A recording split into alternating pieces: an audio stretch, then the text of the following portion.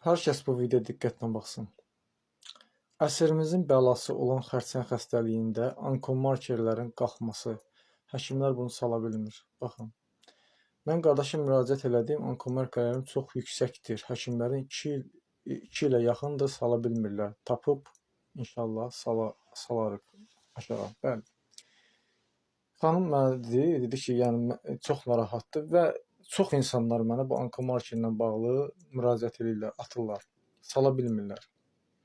Savadlı həkimlərimiz var. Mən onlara hörmət bəsləyirəm, hörmətlə yanaşıram. Gözəl onkoloqlarımız var, gözəl cərrahlarımız var, savadlı həkimlərimiz var. Amma savadsızlarımız da çoxdur.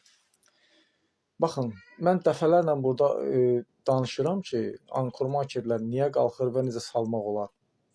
Xanım mənə atıb qaraciyərlərin göstəricilərini, sonra bəzi analizlər atıb. Qaraciyərə baxıram ki, qaraciyərin göstəriciləri hamısı qalxıb. Qaraciyər artıq fəryad eləyir. Öz dilimizdə başa salıram. Fəryad eləyir ki, mən öz yükümü görə bilmirəm, işimi görə bilmirəm. Bu 200-dən artıq funksiya yerinə yetirir.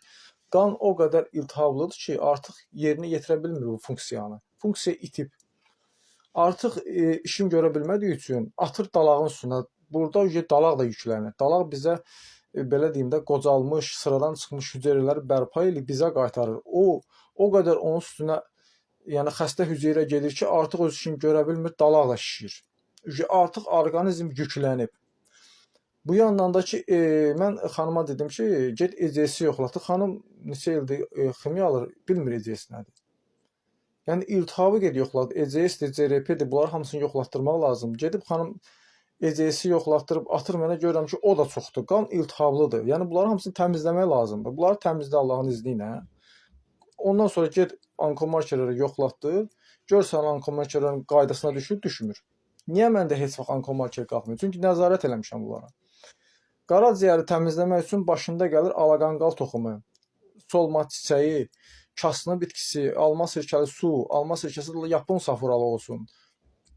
Sonra dalağı təmizləmək üçün güldəfnə alırsınız, onu üyüdürsünüz, güldəfnəni, xəmir kimi edirsiniz, qoyursunuz dalağın üzərinə.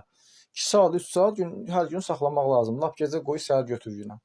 O dalağa böyük fayda verəcək və qaldı bizdə qan. Bir dənə də qanı təmizlə, düşsün hər şey qaydasına. Qanı da təmizləmək üçün inşallah bəzi bitkilər var, gizlikən, söyüd ağacının qurusu, mərcangilə və s. bəzi şeylər var, ona qatırsan, onu da bir 15-20 gün içirsən, nə qədər qalxıbsa gəlib düşəcək 3-ə 4-ə, qaydasına. Bununla da bu iş bitir. Bunun nə var ki, bunu eləməyə? Onkoloq gərək işin bilən ola, savadlı ola, bunu hamısını nəzarət eləyə. Çox onkoloqlar heç bu ECS, CRP-ni heç yazdırmırlar. Heç bilmirlər o nədir. Mənim həkimim, maşallah, Allah razı olsun ona, İlahi Hacıyeva, Milli Onkologiya Mərkəzində dəfələrlə vurğulamışam. Maşallah, hər şeyə nəzarət edir, yəni xəstənin qidalanmağına, qan dəyərlərinə, hamısına.